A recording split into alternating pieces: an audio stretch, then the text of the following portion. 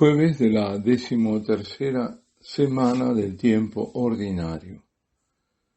Lectura del Santo Evangelio según San Mateo. En aquel tiempo subió Jesús a una barca, cruzó a la otra orilla y fue a su ciudad. En esto le presentaron un paralítico acostado en una camilla.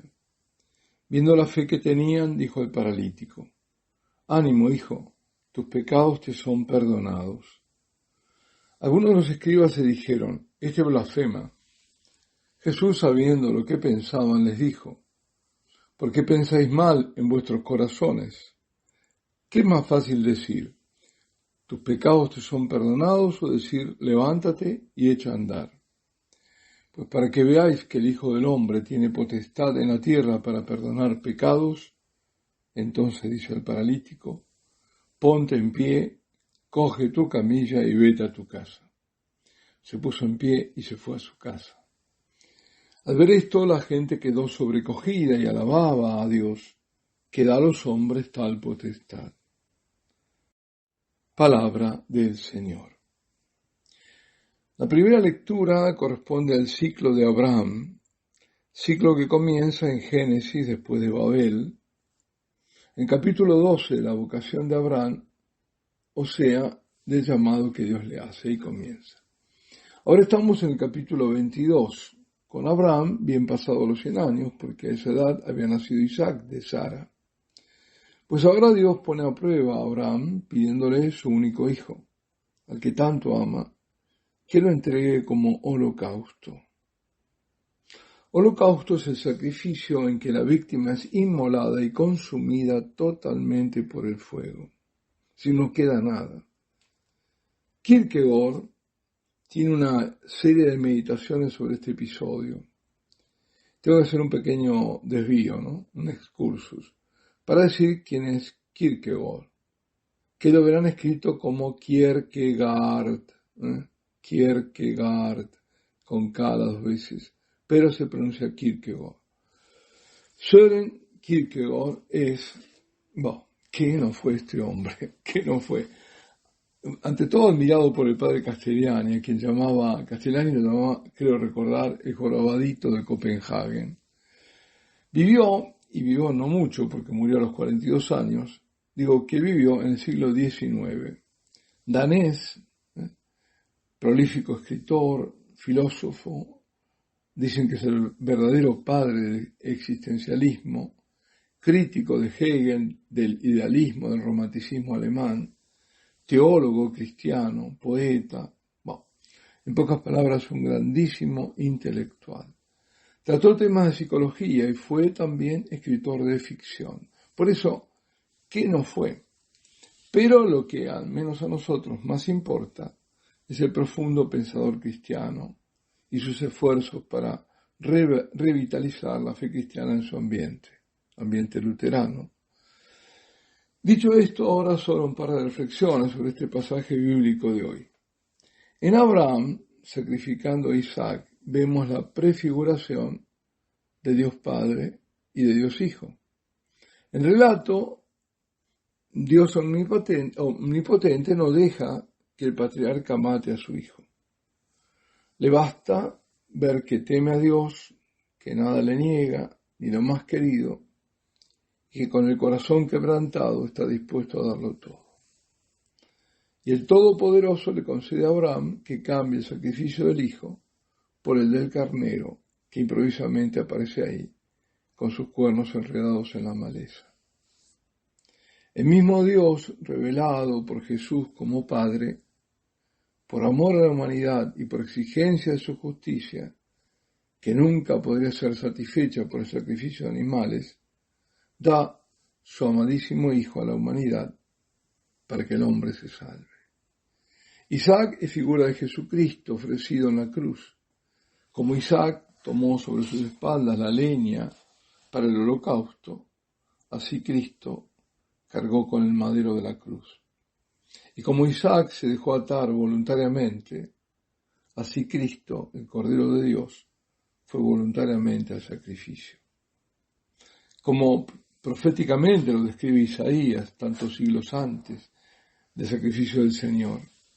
maltratado voluntariamente, se humillaba y no abría la boca, como cordero llevado al matadero, ¿no? Isaías 53:7. Mientras Dios salvó a Isaac del sacrificio, en cambio no perdonó a su propio hijo, como dice San Pablo. Abraham es entonces figura del Padre, que sacrifica a su hijo unigénito para la redención del mundo. La otra reflexión es una de las que hacía Kierkegaard sobre este episodio. El Abraham que bajó del monte, decía, no es el mismo que el que subió, porque allá, en lugar del sacrificio, dejó su corazón. El sacrificio de Abraham no fue el carnero, aunque formalmente lo fuera, sino su corazón de padre a Dios. Fue arriba, en el monte que le había indicado Dios. Dios llama a Abraham, así comienza el relato. Toma a tu hijo único, al que amas, a Isaac, y vete a la tierra de Moriah y ofrécemelo allí en holocausto, en uno de los montes que yo te indicaré. El monte, ¿cuál fue el monte? El monte Sión. Y en aquel lugar Salomón construyó el templo. Actualmente es donde está la roca de la mezquita de Omar, cerca de la iglesia del Santo Sepulcro en Jerusalén. Abraham fue grandemente probado por Dios. Y las dos mayores pruebas fueron el mandato de abandonar su patria y su casa paterna para vivir como extranjero en un país desconocido, y luego la orden de sacrificar a su propio hijo. Este episodio lleva a otra reflexión, y es la que en general se soslaya, cuando un padre debe padecer la muerte de un hijo. Y este comentario lo hago, créanmelo, con el mayor respeto hacia el dolor del padre ante el sufrimiento y la muerte de su hijo. Es, creo, muy natural que haya un rechazo a admitir la muerte de un hijo, claro. Es muy probable que al menos al comienzo haya una cierta rebelión. Puede que no, en poquísimos casos, que la aceptación se haya ido fraguando antes, si hubo la posibilidad, si la muerte no fue repentina. Pero la rebelión en algunos perdura, se enemistan con Dios. Lo culpan de la pérdida del hijo.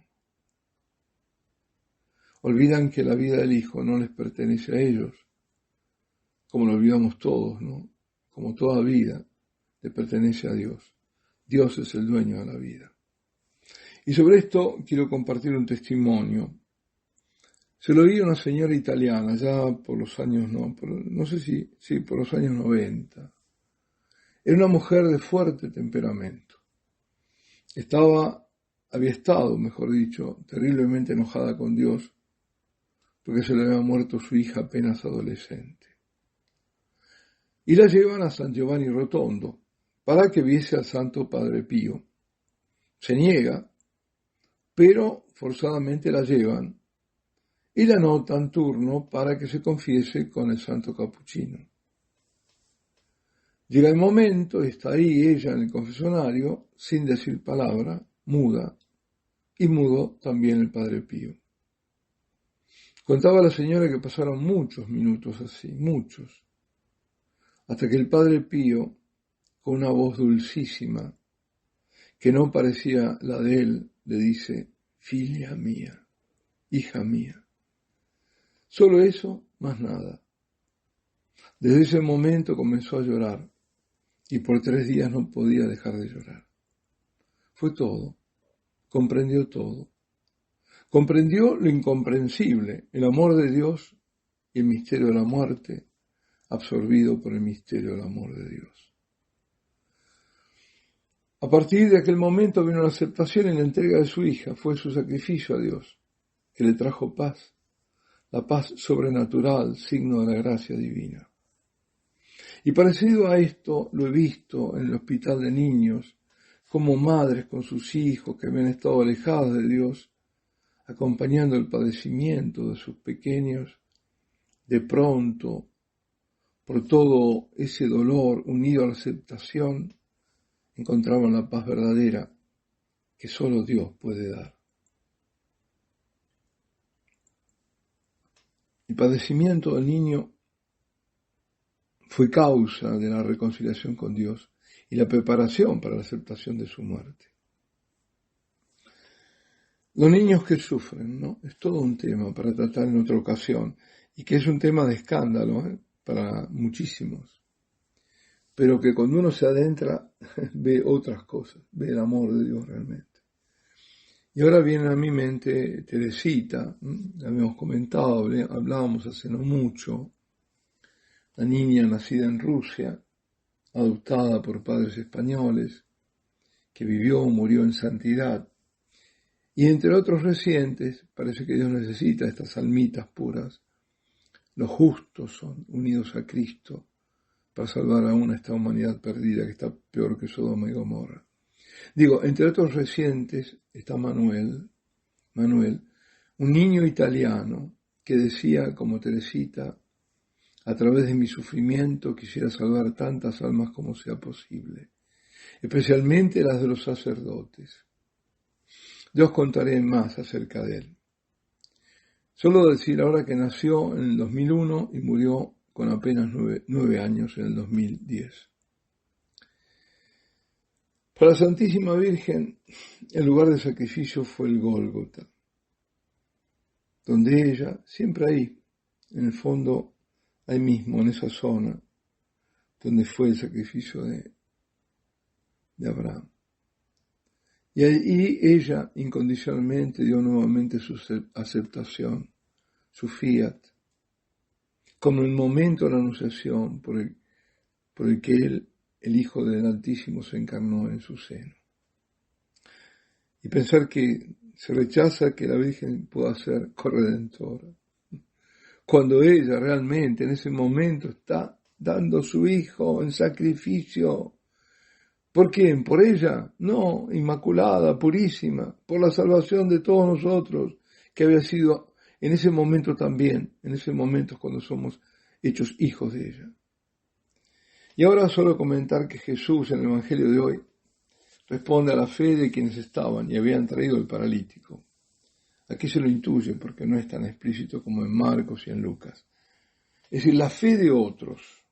Esto nos dice que la fe tuya, la fe mía, puede hacer o hace que el Señor a otros salve.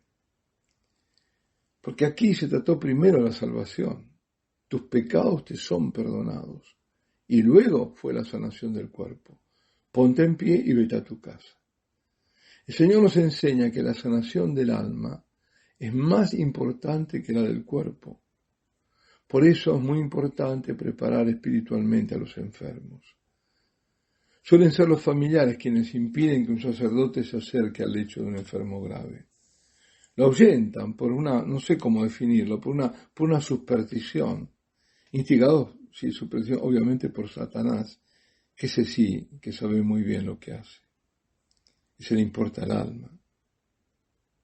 En general, el paciente, sobre todo si se ve morir, agradece y desea estar con el sacerdote y limpiar su alma antes de partir. Recordemos la exhortación que el apóstol Santiago, el menor, pariente del Señor, hace en su carta. Dice, ¿está enfermo alguno de vosotros? Llame a los presbíteros de la iglesia, que recen por él y lo unjan con óleo en el nombre del Señor.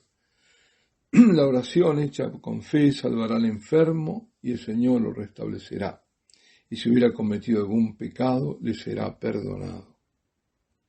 Alabado sea Jesucristo, y la bendición de Dios Todopoderoso, Padre, Hijo y Espíritu Santo, descienda sobre vosotros y permanezca para siempre.